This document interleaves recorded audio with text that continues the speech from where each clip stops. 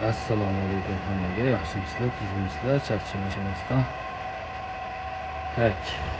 Hamma hozir ko'ryapti Yevropadagi mitinglar, ya'ni traktorchilar, fermerlar katta yo'lga chiqdi.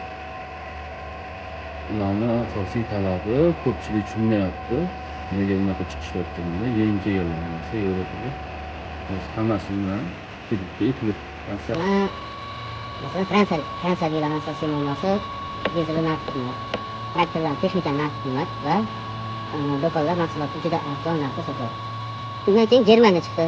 Germaniyadagi fermerlarning asosiy muammosi dizel yoqilg'isiga, dizelga subsidiya berardi oldin davlat. Hozir shu subsidiyani kamaytirish maqsadida. Shundan norozilik qimmatlashib ketadi.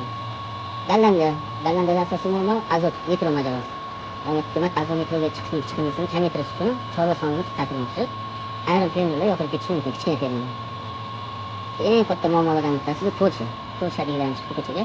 Sababi Ukrainada urush bo'layotgani uchun Ukraina davlati Yevropaga soliqsiz mahsulot olib kiradi, ya'ni don, shunga o'xshagan mahsulotlarni soliqsiz olib kiradi. Butun do'konlarni arzon mahsulotlar bosgan, ya'ni narxga bardosh berolmaydi Polshada. Bu yoqda Belgiya, Italiya, Ispaniya. Bular asosiy muammo import arzonlashib ketgan. Suv transporti, Ispaniyada suv transport va yoqilg'i, dizel bilan qo'g'it qimmatlashgan.